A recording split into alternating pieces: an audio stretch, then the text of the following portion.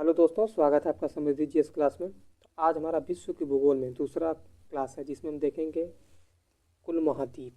ठीक है, इसके पहले हम पढ़ चुके हैं। शुरू करते हैं। सबसे पहले कुल महाद्वीप की संख्या कितनी है? 7। क्षेत्रफल के अनुसार एशिया सबसे बड़ा है, फिर उसके बाद अफ्रीका है, फिर उसके बाद उत्तरी अमेरिका है, फिर उसके बाद दक्षिणी अमेरिका है, फिर अंटार्कटिका है, फिर यूरोप है, फिर उसके बाद ऑस्ट्रेलिया है। ठीक है, और सर्वाधिक देशों की संख्या किस में है, मतलब किस महाद्वीप में है? अफ्रीका में। कितने हैं? 54 है। ठीक है, ऑस्ट्रेलिया प्रति व्यक्ति भूमि की सर्वाधिक है इस महाद्वीप में, मतलब सबसे ज़्यादा व्यक्ति मतलब की आपकी ज़मीन है। ठीक है, एक व्यक्ति के पास। भोजपुरी में समझिए। अब देख लीजिए, इसकी मध्य ऊंचाई के अनुसार, मतलब ऊंचाई के अनुसार देखते हैं। सबसे ऊंचाई भी कौन है? अंटार्कटिका, फिर एशिया, फिर उत्तरी अमेरिका, फिर अमेरिका। ठीक है, सॉरी, उत्तरी अमेरिका, फिर अफ्रीका, फिर दक्षिणी अमेरिका, फिर यूरोप। ठीक है, इतनी बातें थी। अब देख लेते हैं विश्व की पर्वत श्रेणियाँ। ठीक, तो सबसे पहले हम देखते हैं मोरदार वलित पर्वत।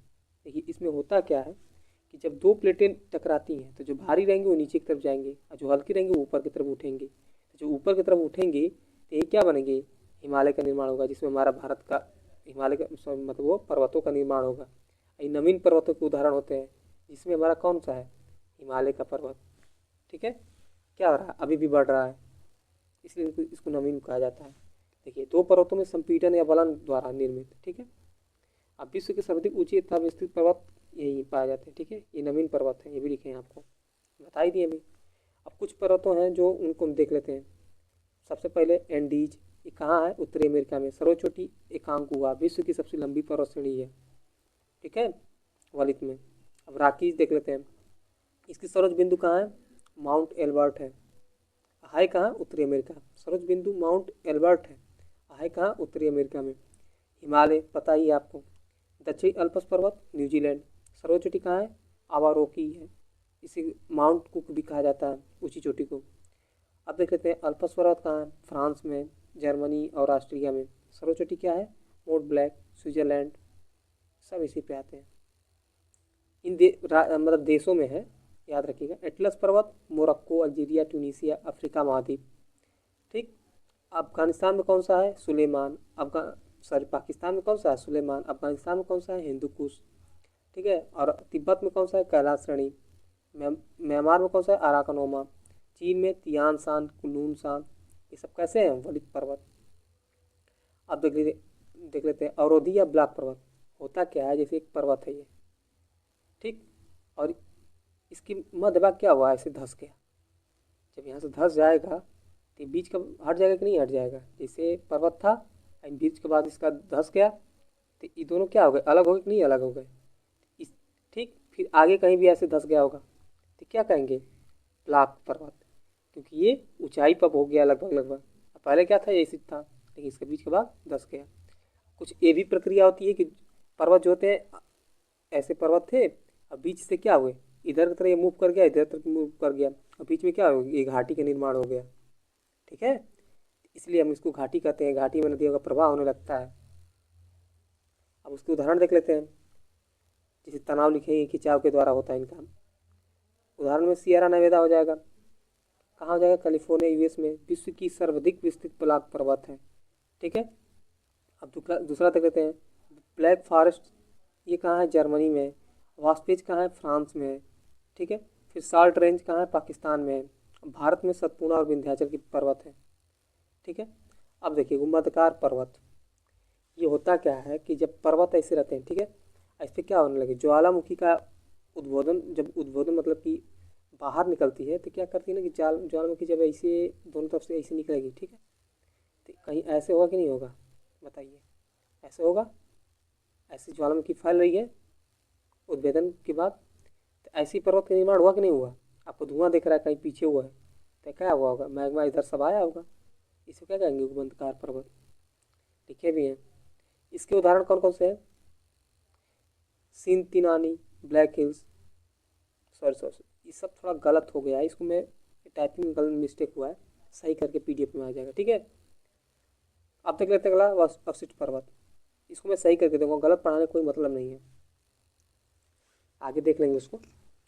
अवशिष्ट पर्वत क्या होता है? जैसे एक पर्वत था, ठीक, इसका क्या हुआ? अपर्दन होने लगा। अपर्दन जब होगा ये देखिए कैसा हो गया आज, ये आपका पेड़ पौधे हैं अपर्दन होकर जिसे लग रहा है कि समांतर में ही है। ठीक है, इसे क्या कहते हैं, अवशिष्ट पर्वत। जैसे अरावली पर्वत भारत में है, अप्रेसियन पर्वत उत्तरी अमेरिका में है, पेनाइन का पर्वत यूरोप में है। ठीक, अब पर्वतों का सागर किसे कहा जाता है, ब्रिटिश कोलंबिया को। जो पूछा गया है मैं बस वही पढ़ा रहा हूँ। अब कुछ उसमें लग रहा है एक्स्ट्रा तो एनसीईआरटी से ला के डाल दिया हूँ, बस यही किए हैं हम। जो छूटा है कि आ सकता है उसको आप घट्टा चेक उठाइएगा, सब करिएगा, सब क्वेश्चन आपके सॉल्व होंगे। 80% तो होंगे ही होंगे, ये गारंटी है। 100% तो कोई नहीं कर सकता, 80 से 90%। पर्वत श्रेणियाँ देख लेते हैं। ग्रेट डिवाइडिंग रेंज कहाँ है, पूर्वी ऑस्ट्रेलिया में। यूराल कहाँ है, मध्य रूस में। एल्ब्रुस कहाँ है, ईरान में। ठीक, काक्सेन कहाँ है, रूस में है। ठीक है, माउंट एल्ब्रुस कहाँ है, रूस, सॉरी काक्सेन कहाँ है, रूस में। अब माउंट एल्ब्रुस कहाँ है, रूस जो और यूरोप के मतलब बॉर्डर पे है। ठीक है, अराकनयोमा कहाँ है, म्यांमार और भारत की सीमा पे है। ठीक, मैकेंजी कहाँ है, कनाडा में है। व्हाइट पर्वत कैलिफोर्निया में। पेरेनीज पर्वत स्पेन और फ्रांस की सीमा पे। ड्रैगन्सबर्ग अफ्रीका में। एपिनाइन इटली में। किलिमंजारो तंजानिया में। अल अलेविनी कहाँ यूएस में है। एल्ब्रुस कहाँ है, रूस में।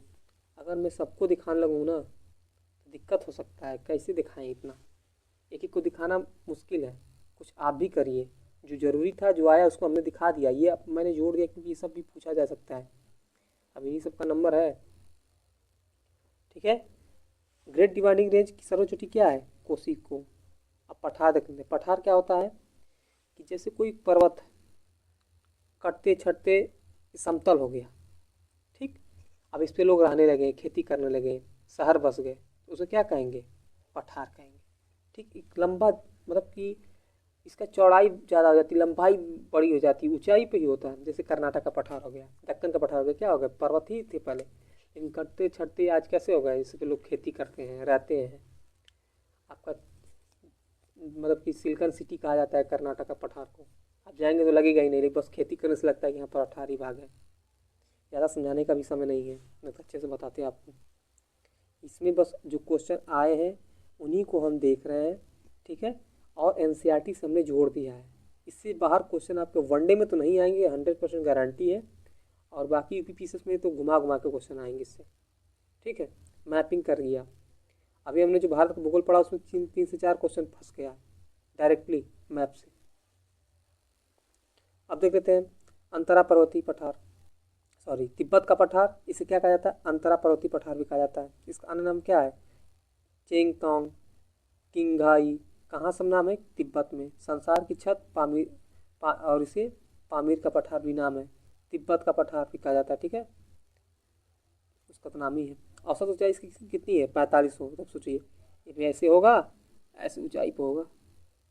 ठीक है, अब यही सब निकली है इसकी। इसको पामीर गांठ भी कहा जाता है। अब देख लेते हैं विश्व के प्रमुख पठारों को। ठीक है, यहाँ पर हम लगा दिए हैं, अभी हम देखेंगे, पहले पढ़ लें। विश्व का सबसे बड़ा पठार कौन सा है, तिब्बत का पठार। तिब्बत का पठार पठार आपको दिख रहा है ना, यही है। दक्षिणी अमेरिका में खनिजों का भंडार, पैटागोनिया का पठार, देखिए पैटागोनिया का पठार है। स्पेन की राजधानी मैड्रिड कहाँ स्थित है, मैटेबा पठार, ये रहा आपका। ठीक है, अब टेलीग्राफिक पठार हिस्सा है उत्तरी अंटार्कटिका का। अनातोलिया का पठार तुर्की में स्थित है। ठीक है, अब देख लेते हैं हम घाटी। जैसे हंस पठार का निर्माण हुआ था ना, और उसी के द्वारा घाटी, मतलब कि ऐसे पठार ये रहा होगा, बीच में कहीं इधर घसक गया। ठीक है, बीच में खाली हुआ तब नदियाँ बहने लगी, या तो हो सकता है कि बीच वाला भाग धंस गया।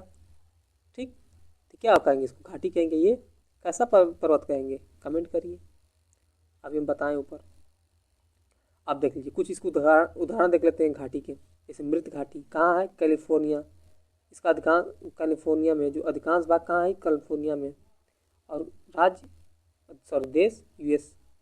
इसे क्या कहा जाता, रिपन घाटी का भी ये उदाहरण है। ठीक है, अन्य नाम शैतान का गोल्फ भी कहा जाता है। ठीक, अब वेस्ट की सबसे गर्म और सूक्ष्म घाटी है ये, पूछा गया है। सिलिकॉन वैली किसको कहा जाता है, कैलिफोर्निया, सॉरी सिलिकॉन वैली घाटी ये कहाँ स्थित है, कैलिफोर्निया में। कंप्यूटर चिप उत्पादन के लिए प्रसिद्ध है। सोचिए यहाँ पे उत्पादन हो रहा है, इतनी बड़ी पठार है ये कैलिफोर्निया में। तो आप देख लीजिए दोनों पूछा गया है। राजाओं की घाटी नील नदी के तट पे मिस्र में है। अन्य नाम क्या है? वादी एल मुल्क। ठीक है, अब हम आगे देख लेते हैं। गांडीकोट घाटी जो है ना, ये आंध्र प्रदेश में पेन्नौर नदी के पर स्थित है और भारत का ग्रैंड कैनियन कहा जाता है। सबसे बड़ी जो घाटी है यही है, गांडीकोटा। अब कुछ घाटी देख लेते हैं, उनका स्थान देख लेते हैं। फ्लाजिएंट घाटी कहाँ? यूएस में है। टेलर घाटी कहाँ है? अंटार्कटिका में है। अंधी घाटी कहाँ है? कास्ट प्रदेश।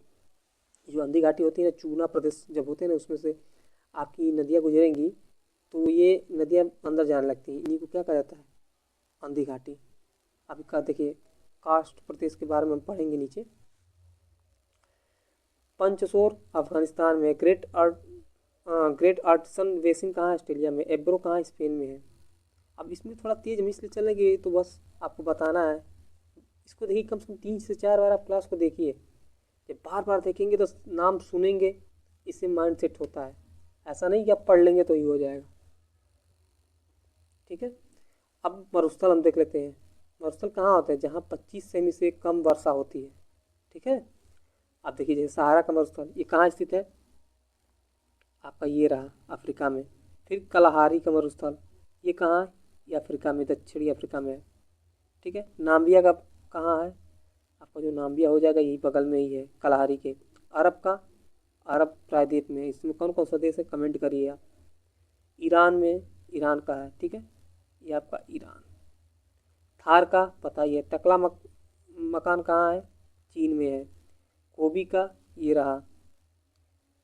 सोनेरम कहाँ है? आपका ये रहा अफ्रीका, मतलब कि उत्तरी अमेरिका में। फिर मोजाम्बिक कहाँ है? यही बगल में है, देखिए। फिर अटाकामा कहाँ है? ये रहा पेरू के तट पे। ऐसे क्या है ना, जब मेरे साथ आप देखेंगे ना तो आपके नाम सुनने से सेट हो जाएगा माइंड में। ठीक है, और पश्चिमी ऑस्ट्रेलिया जो है मरुस्थल, ये रहा। ठीक है, ये बताया दिया। अब देखिए उष्णकटिबंधीय मरुस्थल कौन से हैं और शीतोष्णकटिबंधीय मरुस्थल कौन से हैं। ठीक है, प्रायः महाद्वीपीय के पश्चिमी भाग में जो है 15 से 30 उत्तरी या दक्षिणी मध्य। अब देखिए क्यों ये उष्णकटिबंधीय जो है पश्चिमी भाग में पाए जाते हैं। जैसे ये भारत का हो गया, वर्षा इधर से हो रही है, चाहे कोई भी महाद्वीप समझ लीजिए। अच्छा, पूर्व साइड से वर्षा पहले होती, पूर्वी पवन आई पाए जाते कहाँ? 15 से 30 डिग्री अक्षांश में। पूर्वइया पवन इधर ज़्यादा चलती हैं। जब चलेंगी तो पूर्व में ज़्यादा वर्षा होगा, इधर आता है तो कम हो जाएगा। ठीक, अब भारत में ऐसा ही हुआ है, लेकिन भारत में इधर से भी मानसून प्रवेश करता है, लेकिन यहाँ क्या है ना, अरावली पठारी समांतर पड़ जाती है। ऐसे ही होता है ज़्यादातर जो पश्चिमी भाग में पाए जाते हैं कम वर्षा के कारण। जैसे आप यहीं पे देख लीजिए, ये आपका अफ्रीका है। देखिए इधर से मानसून आएगा, अब इधर जाते जाते कमज़ोर हो जाता है। यहाँ पे कोई पहाड़ी नहीं कि टकराए अरब में। ठीक है, अब शीतकटिबंधीय मरुस्थल देख लेते हैं। कितने अक्षांश के बीच? 30 से 60 उत्तरी और दक्षिणी अक्षांशों के बीच क्या चलती हैं? पछुआ पवनें चलती हैं। अभी पढ़ेंगे। और ये कैसी होती? ठंडी होती हैं। इसमें कौन कौन सा है? गोबी, पैटागोनिया, टकला मकान आदि। अब सहारा का मरुस्थल देख लेते हैं। विश्व का सबसे बड़ा मरुस्थल है। कहाँ है? उत्तरी अफ्रीका में। ठीक, आटाकामा का मरुस्थल विश्व का सबसे सूक्ष्म मरुस्थल है। कहाँ है? दक्षिणी अफ्रीका, चिली और पेरू के तट पे अभी दिखाए हैं। अब प्रमुख खनिज इस पे भी, प्रमुख खनिज भी पाया जाता है। कौन कौन से? सोडियम नाइट्रेट, तांबा। ठीक, अब थार का मरुस्थल, इसका अन्य नाम है ग्रेट इंडिया डेजर्ट। याद रखिएगा, आप नाम सुने थे? कमेंट करिए। विस्तार भारत पाकिस्तान, ये सब पूछा गया है कि थार मरुस्थल का नाम क्या है। और दक्षिण एशिया का सबसे बड़ा मरुस्थल है। ठीक है, और विश्व का सर्वाधिक जनसंख्या वाला मरुस्थल भी है। ठीक है, मतलब यहाँ सबसे ज़्यादा जनसंख्या रहती है मरुस्थल में। अगला देख लेते हैं कलाहारी का मरुस्थल। ये कहाँ है? बोत्सवाना, नाम्बिया, अंगोला, जाम्बिया था अफ्रीका में। ठीक है, अब हम देख लेते हैं कुछ मरुस्थल और स्थान। इसको आप मैप में आप देखेंगे, ये सब आने की संभावना है। वनडे एग्जाम में पूछा गया है। 10 लूट कहाँ है? ईरान बलूचिस्तान में। ग्रेट बेसिन कहाँ है? यूएस में है। ग्रेट विक्टोरिया ऑस्ट्रेलिया में है। अंटार्कटिका कहाँ है? विश्व का सबसे बड़ा मरुस्थल है। अब कहाँ है आप बताइए? अंटार्कटिका कहाँ है? गोबी का मरुस्थल मंगोलिया में है। टकला मकान चीन में है। गिब्बस कहाँ? ऑस्ट्रेलिया में है। आर्कटिक कहाँ है आप बताइए? लेकिन दूसरा सबसे बड़ा है। अब हम देख लेते हैं घास के मैदान। ठीक है, देखिए जैसे प्रेरी हमने दिखाया है, लेनॉस दिखाया है, पंपास दिखाया है। ठीक है, वेल्स दिखाया, सवाना, स्टेपीज। अब देख लीजिए, इसको दो भागों में बांट के पढ़ेंगे, उष्णकटिबंधीय घास के मैदान और शीतोष्णकटिबंधीय घास के मैदान। अभी दिखाना है जैसे उष्ण कटिबंधीय आपके मरुस्थल देखें, शीतकटिबंधीय देखें, वैसे ही 10 से 25 उत्तरीय दक्षिणी अक्षांशों के मध्य। अब यही सब पूछा जा रहा है, पीसीएस में पूछा था कि 10 से 25 डिग्री अक्षांश के बीच कैसी, मतलब कि आपको उसमें कुछ और दिया था, आयु एग्जाम जो हुआ है, ठीक है। तो ये अक्षांश आप याद रखिएगा। हाँ, उसमें उत्पादन को लेके दिया था, कृषि संबंधित। अब देख लेते हैं ये कौन कौन से हैं आपके उष्णकटिबंधीय। पहला सवाना आता है, कहाँ है? पूर्वी अफ्रीका में। लानोस कहाँ है? वेनेजुएला में। कैंपॉस कहाँ है? ब्राज़ील में। फॉकलैंड कहाँ है? दक्षिणी अफ्रीका में। और कुछ बातें भी हैं। बड़े शिकारों की भूमि किसे कहते हैं? सवाना के मैदान को, मतलब घास को। यह इतनी बड़ी बड़ी होती है ना कि आप इसमें छुप जाएंगे, इसलिए इसे शिकारों की भूमि भी कहा जाता है, क्योंकि बारिश ज़्यादा होती है। शीतोष्णकटिबंधीय घास के मैदान प्रेयरी दक्षिणी अमेरिका में, पंपास अर्जेंटीना में, वेल्स दक्षिणी अफ्रीका में। आपको भी दिखाएं सब ना, ये है। स्टेपीज मैदान की कुछ बातें हैं, याद रखिएगा। ये रहा हमारा स्टेपीज, वेरी इंपॉर्टेंट। ये यूरेशिया मतलब यूरोप और एशिया के बॉर्डर पर पाया जाता है, ठीक। कहाँ? रूस में। ये दोनों में होता है। उत्तरी एशिया में जो होता है ना वो शीतोष्ण होता है, और दक्षिणी जो में जो होता है उष्णकटिबंधीय होता है, ठीक है। अब कुछ और बातें भी देख लीजिए।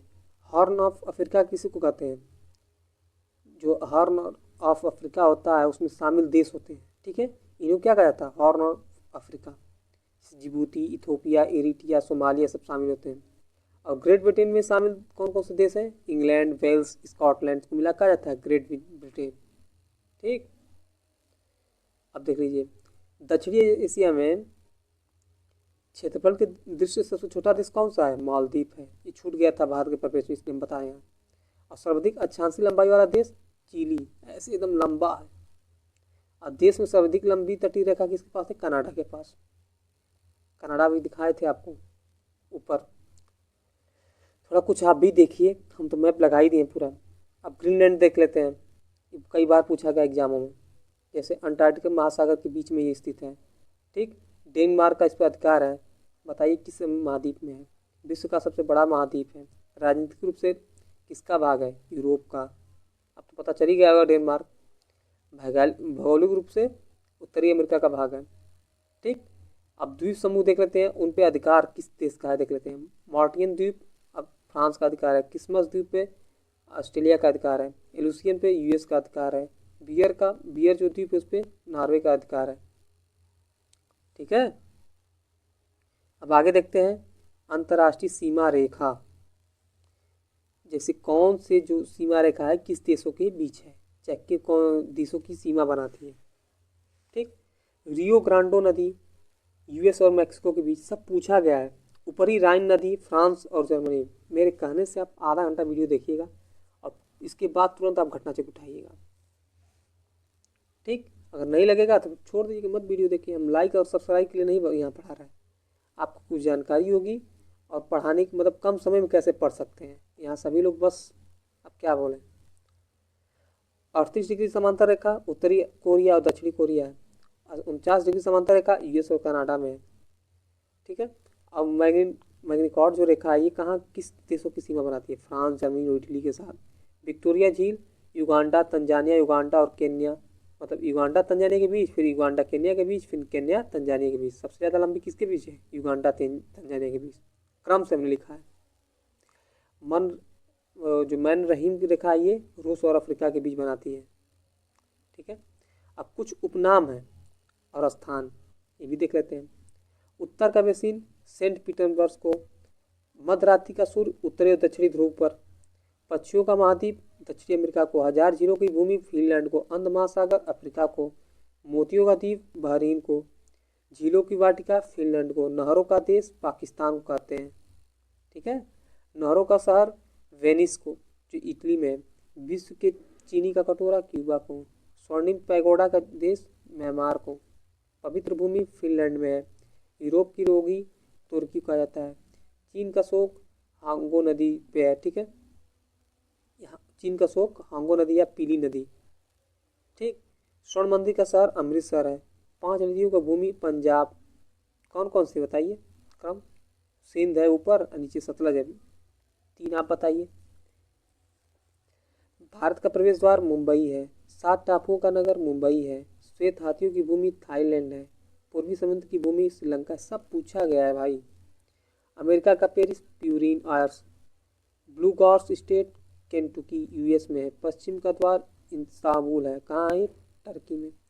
सूर्योदय का देश जापान है, स्वर्ण द्वार का नगर सैन फ्रांसिस है, फॉल ऑफ साइबेरिया बैकाल झील है, प्रातःकालीन शांत देश कोरिया है, दक्षिण कोरिया रहेगा, ठीक है।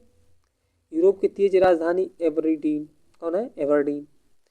वादे की भूमि मिंडाओ नदी द्वीप, सॉरी वादे की भूमि कौन सा है? मिंडाओ द्वीप है, कहाँ है? फिनलैंड में। नदियों का देश बांग्लादेश, नहरों का देश पाकिस्तान, नदियों का देश बांग्लादेश, याद रखिएगा दोनों अंतर है। धूम्र जो धूम्रनगर है शिकागो कहा जाता है, क्यों कहा जाता है कमेंट करिए। अरब सागर की रानी किस पूर्व का बेसिन किसको कहते हैं? कोचीन को।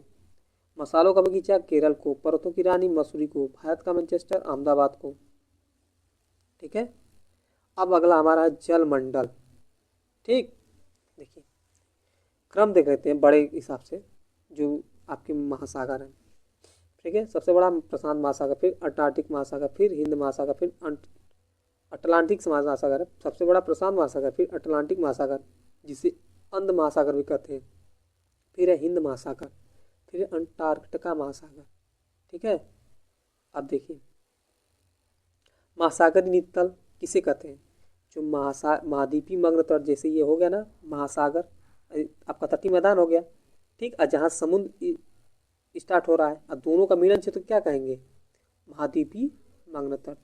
और महाद्वीपीय मग्न ढाल, जहाँ से समुद्र में ढाल स्टार्ट होता है क्या कहेंगे? मग्नद्वीपीय मग्न ढाल, ठीक है। गहरा सागरी मैदान है, ठीक। महासागरी गर्त, महासागर का नितल भाग, मतलब जहाँ से पूरी तरह से एक मैदान, यहाँ पे गहराई मतलब कि ढलान थोड़ा कम हो रहा है, ये आपका रहा गंभीर सागरी मैदान, ये है ना गहरा सागरी मैदान, ठीक। फिर महासागरी गर्त, आप देख ही रहे सबसे गहरा क्षेत्र जो होता है महासागर को क्या कहते हैं? महासागरी गर्त। एक बार फिर से देख लीजिए, हमको पता है थोड़ा सा बोलने में दिक्कत हो गया है, फिर से देखिए। आपको इसीलिए करें जब समझ में नहीं आएगा तो एक बार नहीं 4 बार देखिए, लेकिन इससे ज़्यादा वनडे एग्जाम में तो नहीं आएगा, कन्फर्म बता रहा हूँ। प्रशांत महासागर सबसे बड़ा है, फिर अंटार्कटिक महासागर, फिर हिंद महासागर, फिर अंटार्कटिका महासागर है। अब देखिए महासागरीय नितल किसे कहते हैं? जो महासागरीय नितल मतलब कि महाद्वीपीय मग्न तट, महाद्वीपीय मग्न ढाल, ठीक है, गहरी सागरी मैदान, इन सब से मिलकर बना होता है, मतलब महासागरीय गर्त भी रहता है। अब देखते हैं महाद्वीपीय मग्न तट, जहाँ पे तटीय मैदान मतलब कि स्थल और समुद्र का मिलन होता है, उसे क्या कहेंगे? महाद्वीपीय मग्न तट। और महाद्वीपीय मग्न ढाल, जहाँ समुद्री में प्रवेश करेंगे तो ढालनुमा होता है ना, जैसे गहरा स्टार्ट होने लगता है, उसे क्या कहेंगे? मग्न ढाल। और गहरा सागरी मैदान, देखिए ये क्या हुआ, थोड़ा सा ढाल कम होगा, मैदान की तरह होने लगा है कि नहीं, यहाँ ज़्यादा ढाल है, यहाँ थोड़ा कम है। और महासागरी गर्त जो सबसे ज़्यादा गहरा वाला भाग होगा। और महासागरी नितल का सबसे विस्तृत भाग है कौन सा? महासागरी गर्त, ठीक है। और डेटम रेखा वह क्षैतिज रेखा जिनके सहारे ऊंचाई एवं गहराई की माप की जाती है। अब कुछ बातें इसको देख लीजिए। पृथ्वी की सतह पर पानी कितना है? 2/3 भाग, सबको पता है। अब पृथ्वी के केंद्र से निकटतम बिंदु कौन है? मेरियाना ट्रेंच, कहाँ है? उत्तरी ध्रुव के पास अंटार्कटिका की तली, ठीक है। अब मीठे जल की सर्वाधिक मात्रा महाद्वीपों एवं मतलब कि पर्वतीय हिमनदों में। जब नदियाँ आती है ना तो सूर्यमुखी कैसा पानी रहता है? मीठा रहता है, ठीक है। अब देख लेते हैं भूमि में गुरुत्वाकर्षण जल शून्य, जो भूमि होता है ना गुरुत्वाकर्षण जो होता है जल में कितना होता है? शून्य होता है। और यहाँ 1/3 एटमॉस्फेयर मतलब कि एटमॉस्फेयर से कम के तनाव पर स्थित होता है। इतना जरूरी नहीं है, बस याद रखिएगा ये आपका साइंस का चैप्टर है, ठीक है। थोड़ा इसको समझाना पड़ेगा। अब देख लेते हैं महासागरीय धाराएं, ठीक है। देखिए जैसे महासागरीय धाराएं की उत्पत्ति के कारक कौन कौन से हैं? पृथ्वी का परिभ्रमण करना, तापमान में विभिन्नता, ठीक। तापमान जहाँ कम होगा वहाँ पे ठंडी क्या करेंगी? जल धाराएं आने लगेंगी। और जहाँ पे ज़्यादा होगा वहाँ पे गर्म मतलब कि वहाँ पे तुरंत ठंडी हवा मतलब कि आपका जलधारा पाया जाएगा। और जहाँ गर्म रहेगा वहाँ गर्म पाया जाता है, लेकिन ठंडी क्या करेगी, जलधारा मूव करने लगती है, तो गर्म जलधारा क्या करती है, ऊपर उठने लगती है। अभी देखेंगे, देखिए घनत्व में विभिन्नता के कारण पेटी में, ठीक, ये नहीं रहेगा, वायुदाब के कारण, वाष्पीकरण के कारण, वर्षा के प्रभाव के कारण, ठीक है। अब गर्म जलधारा देख लेते हैं। ये क्या होता है कि विषुवत रेखा से दूर जाती हुई धारा है, जैसे ये आपका विषुवत रेखा हो गया, ठीक है। अब देखिए ऐसे जा रही कि नहीं जा रही है, सब दूर, देखिए ऐसे दूर जा रही कि नहीं जा रही है, दूर जा रही कि नहीं जा रही है, जा रही कि नहीं जा रही है। अब ये जो देखिए ऐसे घूम के फिर ऐसे आ रही है, क्यों, क्योंकि यहाँ पे आपका कौन सा पड़ेगा, 35 डिग्री अक्षांश से ठंडी पवनें फिर क्या चलेंगी, ऐसे चलेंगी कि नहीं चलेंगी। हमने बताया ना कि ये क्या होगा, भूमध्य सागर से ऊपर जो ठंडी जलधारा है पहले यहाँ क्या करेगी, गर्म जलधारा की तरफ आएगी, और जो गर्म जलधारा होती है हल्की होगी तो क्या आ जाएगी, ऊपर उठने लगेगी। सीधी सी बात, आप पानी गर्म किए हैं, जब गर्म करेंगे तो क्या होगा, गर्म होकर ऊपर उड़ने लगता है, उड़ता ना गर्म होके। वैसी गर्म जलधारा क्या करती है, ऊपर की तरफ मूव करती है, और ठंडी नीचे की तरफ रहती है। जैसे बर्फ जमता है तो कैसा रहता है, नीचे रहता है। बस वही चीज़ है जलधारा का, वही रूप है, बस उतना ही आप याद रखिए। अब देख लेते हैं कुछ महासागरों की जलधाराएं गर्म। अटलांटिक सागर में फ्लोरिडा की जलधारा, अब देखिए फ्लोरिडा की जलधारा ये, ठीक है। गल्फ स्ट्रीम की जलधारा यहीं पे आपको मिलेगी, आगे दिखा रहे हैं, देखिए गल्फ स्ट्रीम की, देखिए फ्लोरिडा गल्फ स्ट्रीम है कि नहीं सब ये। अब नॉर्वे की, आपकी नॉर्वे की यहाँ पे है। फिर ब्राज़ील की जलधारा आपकी इधर है। ये सब कैसी है, Atlantic, sorry sorry sorry, Brazil की इधर रहेगा, इधर। ये किसकी हो जाएंगे, आपका पेरू की जलधारा आई है, और कहाँ है, प्रशांत महासागर में। ब्राज़ील की धारा इधर है आपका, इधर उत्तरी दक्षिणी अमेरिका के पूर्वी भाग में, यही ना अटलांटिक महासागर। इसको एस आकार का याद रखिएगा, ये भी पूछा गया, हम लिख नहीं पाए। कैसा है, एस आकार का महासागर, देखिए बना कि नहीं बना। प्रशांत महासागर में देख लेते हैं गर्म जलधारा, क्यूरोशियो जलधारा आपका इधर चलती है। पूर्वी ऑस्ट्रेलिया जलधारा ये रहा, सॉरी पश्चिमी हो गई, ये पूर्वी, ठीक है। ठंडी जलधारा, देखिए क्या होता है कि जब विषुवतीय क्षेत्र में ज़्यादा आपकी तापमान रहता है साल भर, ठीक है, तो क्या होता है यहाँ गर्म होने लगती है, मतलब ये आपका जल, जल गर्म होगा तो गर्म जलधाराएं उत्पन्न होती हैं, ठीक। और गर्म जलधाराएं क्या होती हैं, ऊपर की तरफ मूव करती हैं, ठीक। तो इसका स्थान लेने के लिए कौन आएगा, ठंडी जलधारा। और ठंडी जलधारा किधर पाई जाती है, आपका ये ध्रुवीय क्षेत्र हो गया ना, इधर पाई जाती है। और विषुवत रेखा क्षेत्र में कैसी पाई जाती है, गर्म जलधाराएं, ये ऊपर उठ रही हैं, इनका स्थान लेने के लिए कौन आ जाएंगे, ठंडी जलधारा। क्या हो रही है, ध्रुव से दूर जाने वाली जलधारा है कि नहीं, दूर से। अटलांटिक महासागर में जलधारा देख लेते हैं, कनारी जलधारा, लेब्राडोर की जलधारा, फॉकलैंड की जलधारा, बेगुंडा जलधारा, ये आपकी सब है। थोड़ा सा जब पीडीएफ में आपको सब कुछ सही सही दिखेगा, ठीक है। अब यहाँ पे बड़ा करके दिखाने लगे तो फिर यहाँ पे पढ़ाने में दिक्कत होने लगेगा। बस ये समझ ही रहिए, समझते रहिए कि किधर है और कहाँ है, ठीक। प्रशांत महासागर में इधर भी हैं और यहाँ भी हैं, ठीक। ओयासिनो या क्यूराइल जलधारा ये कहाँ है, ये रहा आपका। ये बहुत वेरी इंपॉर्टेंट है, क्योंकि यहाँ पे ठंडी और जलधारा और गर्म जलधारा मिलती है, ठीक है। और क्या होता है, फ्लैक्टन सरगासो नामक घास का निर्माण होता है, फ्लैक्टन सॉरी, फ्लैक्टन नामक जीव पाए जाते हैं। वहाँ पर क्या होती है, मत्स्य उत्पादन किया जाता है, अभी आएगा आगे, ठीक। अब हिंद महासागर में देख लेते हैं, पश्चिमी ऑस्ट्रेलिया जलधारा ये कैसी है, ठंडी, ये देखिए ये रही, ठीक। अब ये देखिए आगे, थोड़ी तबीयत सही नहीं है, लेकिन फिर भी आप थोड़ा सा देखते रहिए। एल नीनो ये क्या होता है, पेरू के तट से, आपका ये हो गया ना, ये पेरू का तट है ना, यही समझिए 180 किलोमीटर दूर, ठीक। यहाँ प्राकृतिक असंतुलन है, होता क्या है कि ये तो विषुवतीय क्षेत्र में है, तापमान में वृद्धि होता है, ठीक। और तापमान वृद्धि होता है तो क्या होता है, निम्न वायु दाब उत्पन्न होने लगता है, ठीक है। और क्या होती है कि जलधाराएं विपरीत दिशा में चलने लगती है, ठीक। और इसके कारण जो होता है ना, दक्षिणी अमेरिका पे जब ज़्यादा तापमान बढ़ेगा, ज़्यादा यहाँ पे आपको वायुदाब, निम्न वायुदाब बनेगा, ऊपर उठेगी, जलधाराएँ ठंडी आएंगी, फिर क्या होगा, यहाँ पर टकराएंगे तो बारिश होगा कि नहीं होगा पेरू के तट पे, तो क्या होता है, बारिश होने लगता है। और लगभग लगभग 6% की वृद्धि हो जाती है यहाँ पे बारिश में। ठीक। और छोटे छोटे घास के मैदान मतलब उत्पन्न हो जाते हैं, मतलब घास उत्पन्न होने लगती है। ठीक है। मैदान मतलब कि एक तरह से मरुस्थल है ये, पश्चिमी क्षेत्र। अब वहाँ पर घास उगने लगते हैं। इस घास को हम क्या कहते हैं, अभी कमेंट करिए, बताएं यहाँ ऊपर।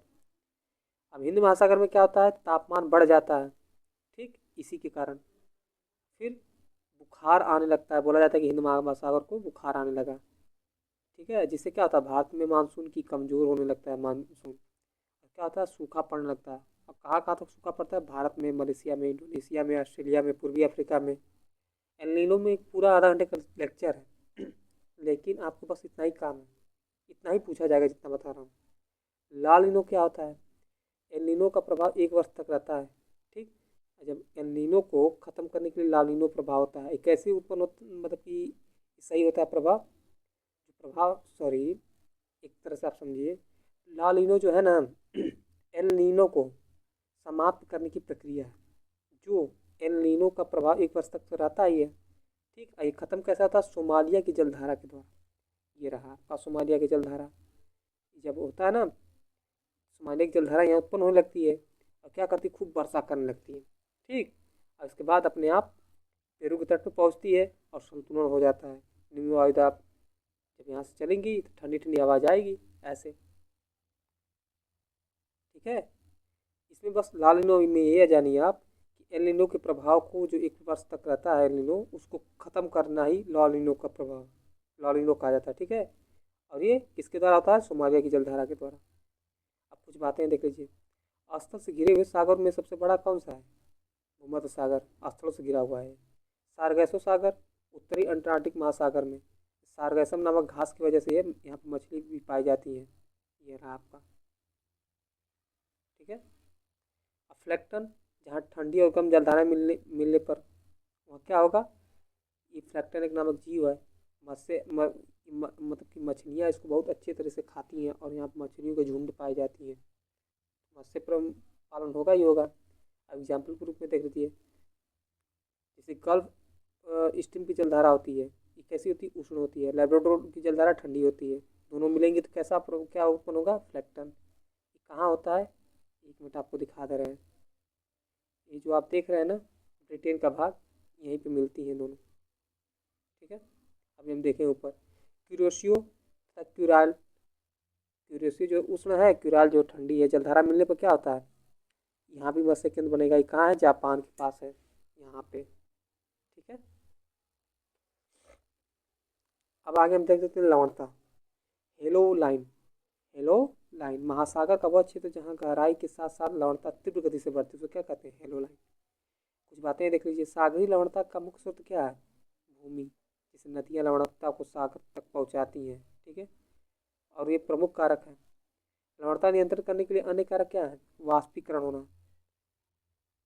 ठीक।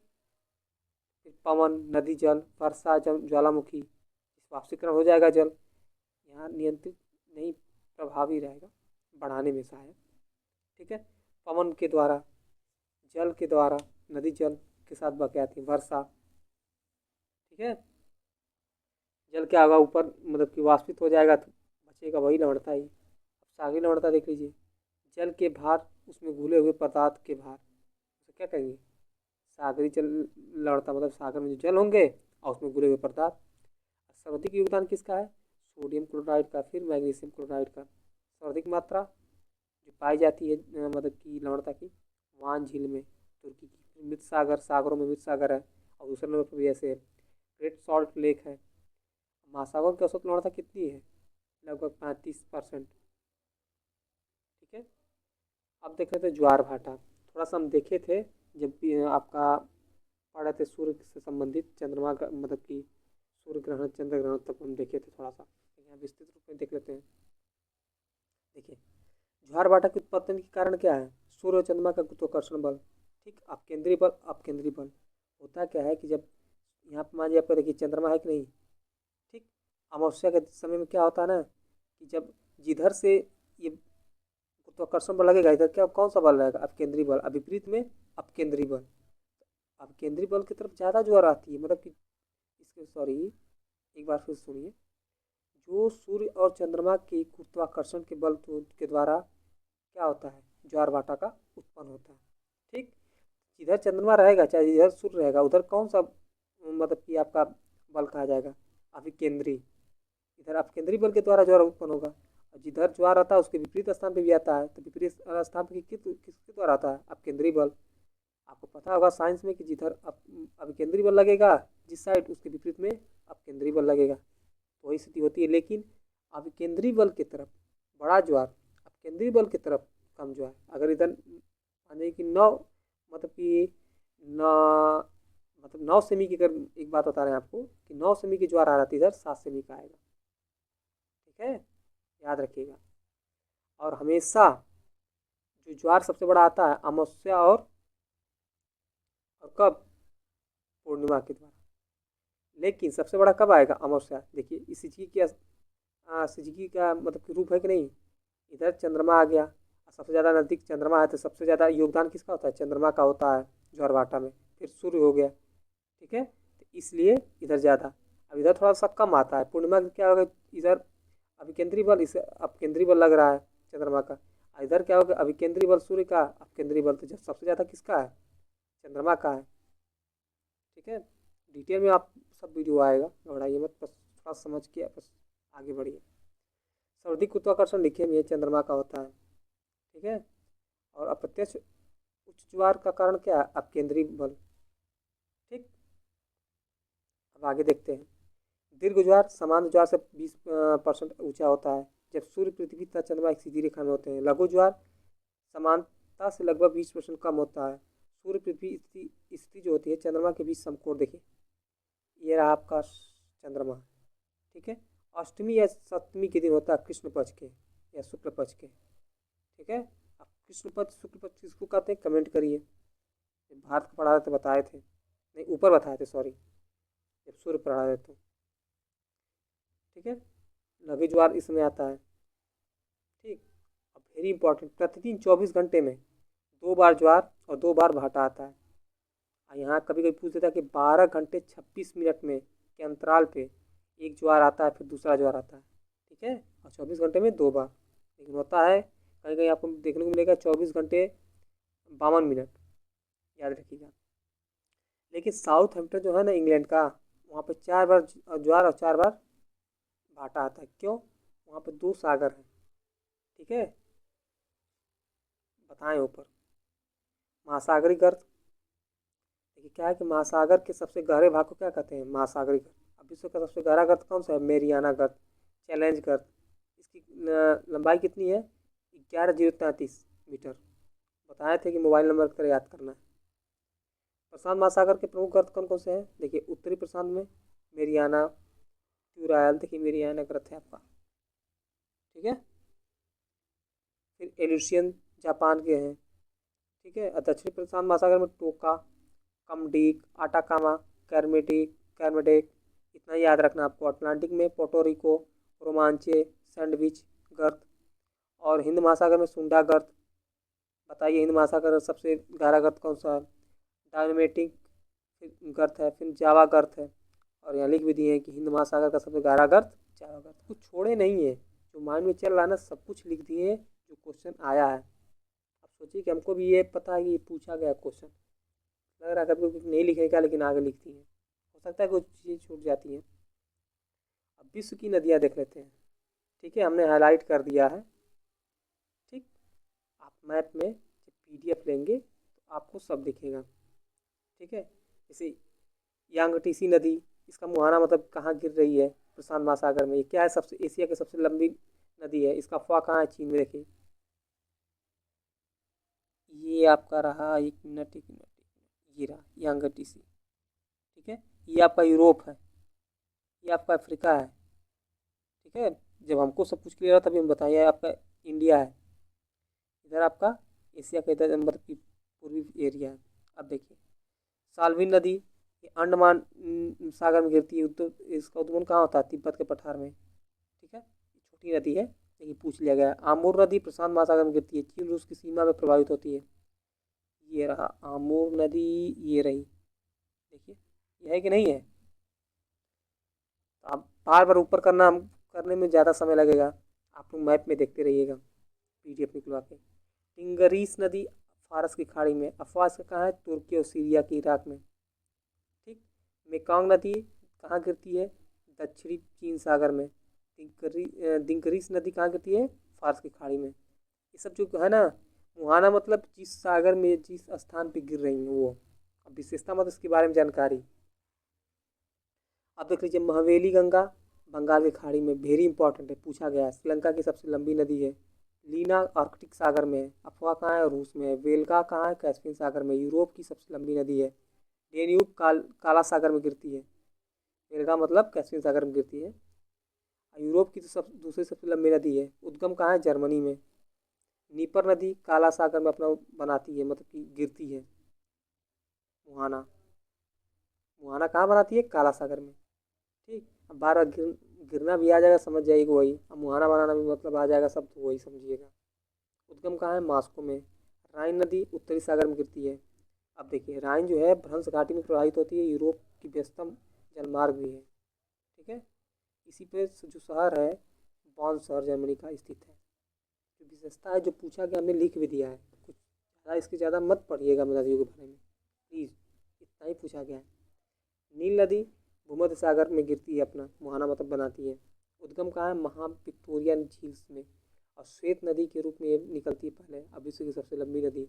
अब देखिए नीली नदी, नीली नील नदी। उद्गम कहाँ है, ताना झील में, इथोपिया में। विश्व की सबसे बड़ी झील है ये। ठीक है। और श्वेत नील प्लस नीली नील मिलकर क्या बनती है, नील नदी, जो अभी ऊपर देखें नील नदी। शुरुआत में क्या होता है, श्वेत नील नदी, फिर नीली नदी जब मिलती है तो नील नदी, लिखे अभी ऊपर। अब मिसिसिपी मैक्सिको की खाड़ी में गिरती है। मिसिसिपी और मिसौरी नदी तंत्र दक्षिण अफ्रीका के सबसे बड़ी नदी तंत्र है। ठीक है, बस इतना ही पूछा गया। मैकेंजी आर्कटिक महासागर में गिरती है। कनाडा की सबसे लंबी नदी कौन सी है, मैकेंजी है। सेंट लॉरेंस अटलांटिक महासागर में गिरती है। उद्गम कहाँ है, महान झील में।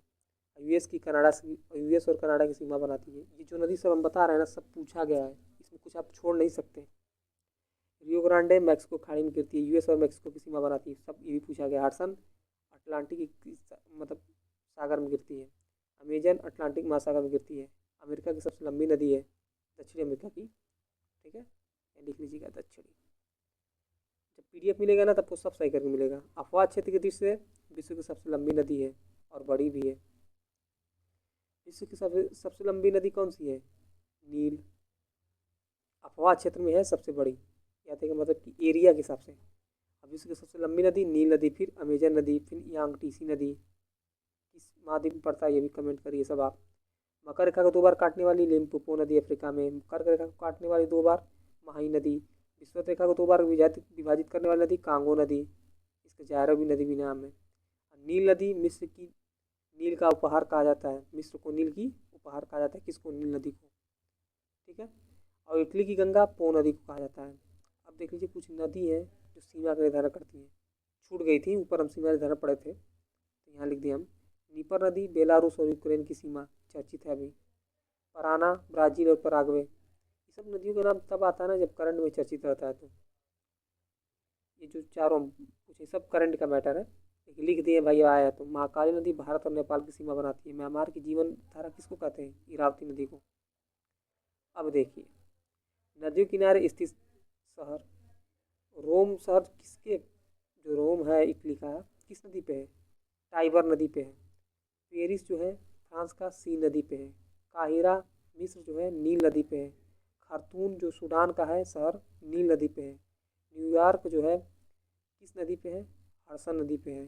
मैड्रिड जो स्पेन का मेजनरेस नदी पे है। पर्थ जो है ऑस्ट्रेलिया का शहर, अभी मैच चल रहा है, याद रखिएगा पूछा जाएगा 100%। स्वान में किसी न किसी एग्जाम में जरूर पूछा जाएगा, स्वान नदी पे है। लंदन जो ब्रिटेन का है टेम्स नदी, कई बार पूछा गया है। कीव जो है यूक्रेन का नीपार नदी। ठीक है। और वर्निन जो है जर्मनी का स्प्री नदी पे है। राटरमैन जो नीदरलैंड पे है राइन नदी पे है। वान जो है जर्मनी का भी देखे हैं, राइन नदी। नियामी जो है नाइजर का शहर, नाइजर नदी पे है। वाशिंगटन डीसी कहाँ है, पोटोमैक नदी पे है। वीरना ऑस्ट्रेलिया, ऑस्ट्रिया जो वीरना है ऑस्ट्रिया का शहर, वो किस नदी पे है, डेन्यूब। इसको क्या करेंगे ना, मैप में देख के करेंगे ना, और बार बार सुनेंगे तभी याद होगा, रटेंगे तो नहीं होगा। बुडापेस्ट जो है हंगरी का शहर, डेन्यूब नदी पे है। बेलग्रेड जो है सर्बिया का शहर, डेन्यूब नदी पे है। लाहौर जो है पाकिस्तान का शहर कहाँ है, रावी नदी पे है। ठीक, अब हम देख लेते हैं कुछ द्वीप। ठीक है, जैसे देखिए ग्रीनलैंड का द्वीप हो गया, आइसलैंड का द्वीप हो गया, आयरलैंड का द्वीप हो गया, हवाई द्वीप हो गया। जो जो हमने हाईलाइट किया इसी को ही आपको याद करना है। माल्टा द्वीप हो गया, साइप्रस द्वीप हो गया, माजुली द्वीप हो गया। ठीक है, अब आगे देखिए, सबसे बड़ा द्वीप कौन सा है, ग्रीनलैंड है। फिर उसके बाद न्यू गिनी है, फिर उसके बाद बोर्नियो, फिर मेडागास्कर है। बोर्नियो जो है इसका विस्तार कहाँ कहाँ है, इंडोनेशिया, मलेशिया, ब्रुनई। आपको ये रहा बोर्नियो द्वीप, जब आप देखेंगे बड़े में, इसको देख लीजिएगा अच्छे से। मेलनीस द्वीप समूह, ये सब पूछा गया है, बस इतना ही। किसका अंग है, यूगिनी का है। बिस्मार्क द्वीप समूह का है। सात फ्रेच का है। सोलोमन का है। फिजी का है। न्यू कैलिफोर्निया का है।